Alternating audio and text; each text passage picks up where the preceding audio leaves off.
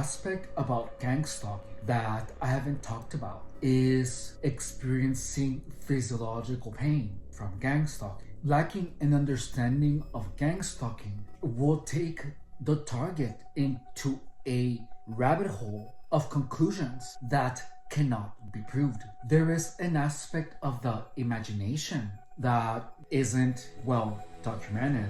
Like the moment you are targeted, if you believe that you are being attacked with directed energy weapon, your mind continues building up on that narrative and your imagination finishes creating it. It's something really bizarre. But with time, your imagination gets so strong that you actually start feeling pain. So I do not know if the pain comes from the stress or of the gang stalking itself, or if it's from the imagination. Although I believe that it could possibly be a combination of the three things. But my mind would behave really unreasonably. For example, the times where I was buffing my feet, where I was like cutting my toenails, like my mind would literally just replay the sensations of what it feels for me to be filing my feet. It would just replay them, and it would replay them all the time. Then the times where it hurt the most was when I was just standing at work or sitting down. Like I literally felt pain. It just felt like there were blades coming up from the ground through my feet. It was really insane. I had no explanation, and the narrative was really crazy. Like my gang stalking narrative, I'm gonna tell you a part of it. It was where I was getting programmed by gang stalkers to feel certain things. So when you are getting gang stalked, you literally stop trying to control your mind. Look, this is where the narrative of directed energy weapons becomes important. When you believe that directed energy weapons are real, you're giving up your mind. You're giving up the control of your mind, because the sensations that you feel, the thoughts that you're having, that's your mind. And the moment that you attribute the things that your mind is doing to directed energy weapons, you open it up. You stop trying to control your mind. And with time, your mind starts doing a lot of things to you. Like, I remember that I would see shadows, hear steps, a lot of crazy things happen. You know, like my narrative was really insane.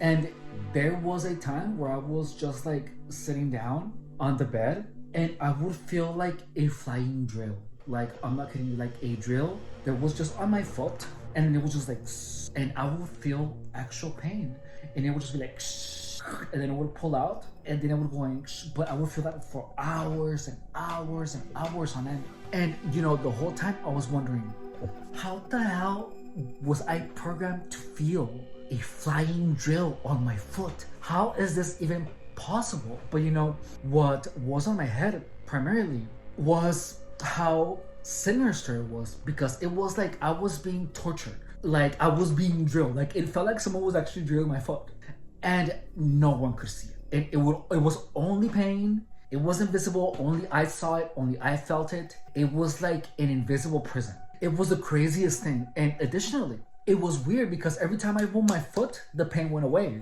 Like I had to shake my feet for the pain going away. So then I thought to myself, well, if this is not gonna stop, might as well not shake my foot at all, suffer and become stronger than the pain. And I did just that. And it got to a point where I just got really good at handling pain. Like I got really good. Like that's gonna sound weird, but I actually got really good at not expressing any pain when I was like dying. Because I was like, there's no way gang stalkers are gonna see me suffer or make a fool of myself. I have already made a fool of myself enough, so I'm not gonna give him that pleasure. And that's exactly what I did. I did my best to not say anything, nor do anything, but there were times where like the pain was simply unbearable, you know. Well, not unbearable because I bared it. And at times the pain played with the hallucinations. Like there were times where I was just like laying in bed and I would see flying needles. Like I would see a flying needle, and the flying needle would like just like sew on my fingers together, and then it would like yank the thread, and I would just feel the thread burning.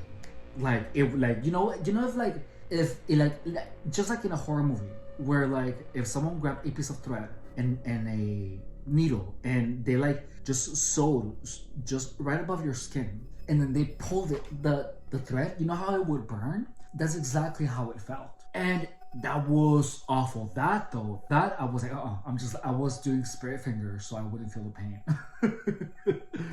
I got really good at handling pain, but that pain was so insane. And look, the thing is that the pain would only get worse if I was by myself, if I was alone, and if I was only paying attention to the sensations. Like the time that I was entertained by anything else, the pain would go away. And one thing that happened that was very interesting was that the pain itself kept me thinking of gang stalking. Like, there's a trance. This is the hardest thing to explain, but gang stalking puts you in, it hypnotizes you. Like, it hypnotizes you. It puts you in a state of trance. I don't know how to explain it, but there would be days where I would just be at work and I would be so focused on work that I would just be thinking about gang stalking. I would be like mad, but I would be doing my job.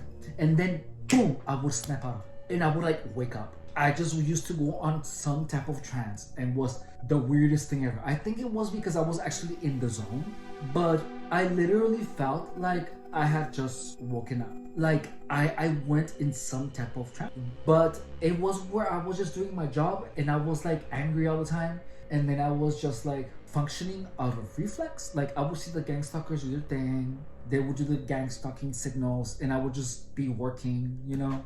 But I would just like snap out of it. Like it would be weird because I don't remember myself like going into any trance, but there were times where I simply just went into like trance. And that's the one thing that was the craziest to me, where I would just like zone out. And I don't know, it was just weird. Like the whole thing was like a complete psychosis, the whole thing. And it was like a lucid dream, but it wasn't a dream because everything was so surreal, you know. I had my own theories, you know, the entire time. Like the voices in my head with what gang stalkers were doing, with the sensations, like it just got more and more confusing. And the thing is that nothing made sense. Like nothing, absolutely nothing made sense. When you're getting gang stalked, like you feel like you understand one thing and then like the entire reality changes. Like it was so crazy. It was really, really crazy. Like I figured one thing out and then like my reality changed. And then what I thought didn't apply anymore. Like it was always keeping me off balance. Always, always, always. I was never like in a state of balance where I was able to understand everything. The most balanced reality that I have had is this one, where I am here, you know. But when you're getting targeted, the fact that you're focused on trying to find a balance and nothing makes sense is the most lethal part of it. There were times where I actually had to stop working because I just couldn't take it anymore. Like I just couldn't, like my brain was just like done, dude. And the best thing that I could have done was leave the job at O'Reilly Auto Parts, because those people were determined to finish with me, dude. Like for real. If you're getting targeted, seriously, you have to be incredibly careful with whom you talk to. Like if you're at work and your coworkers are stalking you, like if they are behaving like Chihuahua gang stalker, don't share anything personal. Like don't tell them any type of endeavor. Just don't.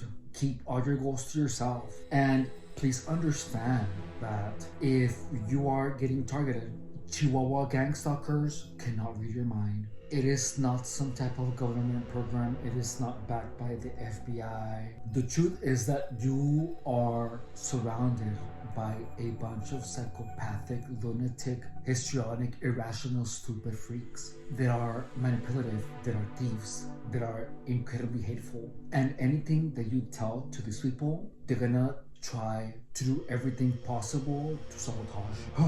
When you're dealing with these people, just keep them out of your life. Stop using any type of drugs. Stop trying to meet a bunch of new people. Don't hang out with losers. If you're targeted, please understand that there's gonna be people that you thought were your friends that are gonna engage in gang stalking. Don't be scared to block them. I'm not saying call them gang stalkers and accuse them of stalking you. No. Gang stalking is meant for you to freak out and to accuse people of doing things to you. When you're getting targeted, the last thing that you want is to accuse people Because the moment you start accusing someone of stalking you, of being weird, they're gonna be like, oh, what the hell is wrong with this person? You are crazy. And that's the thing, is that they're trying to make you behave like a crazy person. Gang stalkers are actively producing you in order for you to behave like a crazy person. That's gang stalking. And if you ever feel like someone is harassing you, but it's hard to prove, and this is happening to you at your job, wherever it is, tell the people that are acting weird to not speak to you unless it's work related. And understand that there's no direct energy weapon. Gang stalking makes your mind go haywire, and it will do things that it has never done before. The narrative of technology is part of gang stalking, and if you're getting targeted and you see my videos first, just know that direct energy weapons are not used in gang stalking. Knowing that is gonna save you like half of the trouble. Subscribe if you haven't. My name is Efren Rodriguez, and I was getting gang stalked for 7 years. That's the time it took me to develop mechanisms, strategies, and tactics in order to stop gang stalking from having any type of impact in my life. And when I first experienced gang stalking, I had no idea with what I was dealing. I didn't understand anything of it. And it took me 7 years to understand it. If you have any questions about gang stalking, please write them in the comments. Don't forget to give me a like to show your support. My mission is to make the knowledge of gang stalking so abundant that anyone that has to confront this crazy psychopathic Chihuahua gang stalker has an arsenal of strategies and of knowledge that I didn't have. Gang stalking will only affect you as much as you allow it to. And as long as you don't know enough about it, you're not going to be able to defend yourself. But I'm here to give you all the information you need so that gang stalking becomes an itch that you can just scratch away. So subscribe and like. If you know of anyone that suddenly is stuck in drugs, maybe your friend accused you of stalking him, please understand that your friend can actually might be getting gang stalked and not know it. So share my content with him, and if you're a current target, please activate the notifications, because I post content of gang stalking every day that is intended for current gang stalking targets to be dehypnotized or to be taken out of these crazy gang stalking narratives that are intended for targets to destroy themselves. Okay, thank you so much for watching. I will see you on my next video.